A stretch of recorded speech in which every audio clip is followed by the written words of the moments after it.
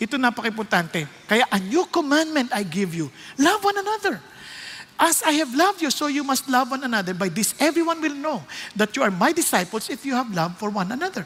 Kaya magagawa mo lang yung loving others kapag as I have loved you.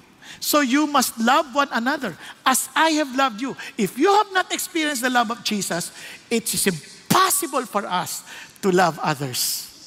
Are you following? Loving others the way the Good Samaritan did it.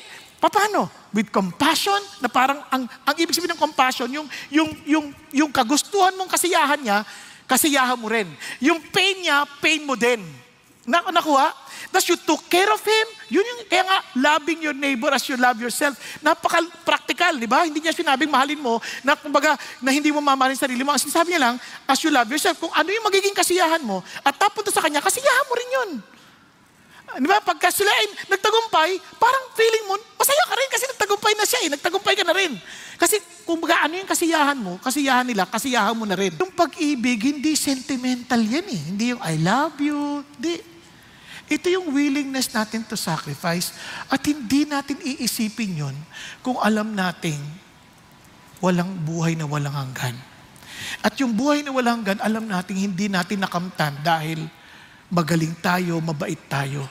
Because Jesus Christ died for us and He loved us. Kasi siya ang nag-demonstrate ng pagmamahal ni God that while we were yet sinners, enemies of God, He died for us that we might find reconciliation with God.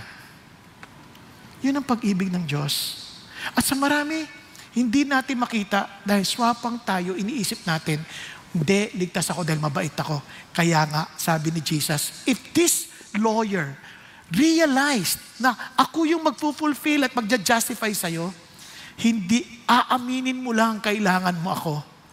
Pero inantay yun ng Diyos kasi hindi natatapos. Kasi sabi niya, be a neighbor to anyone.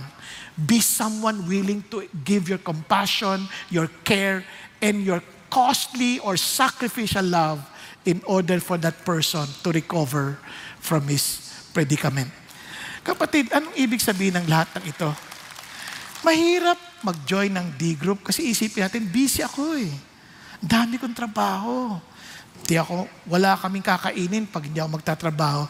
Ibig sabihin, ang seguridad mo, nasa sayo pa din. Nakakalimutan mo ang Diyos na may kakayanang magkaloob ng ating pangailangan. Marahil lang sabihin natin, puro chismoso lang naman yan. Mayroon pa naman pintuan para sa isa pa. Na chismoso rin. Ibig sabihin, hindi. I-chismis ka. May mababago ba sa ating pagkatao kung ikikwento nila tayo? Wala naman eh. Dahil wala naman na tayo papatunayan nila ang buhay na natin ay sa Diyos at kay Kristo Jesus. Nakuha ninyo?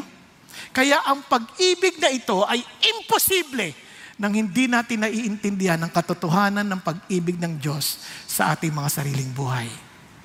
Kaya hindi natin kayang iligtas ang ating sarili.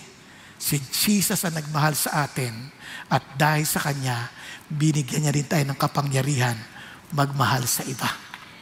Amen po. Tayo pong lahat ay yumuko at pumikit sandali.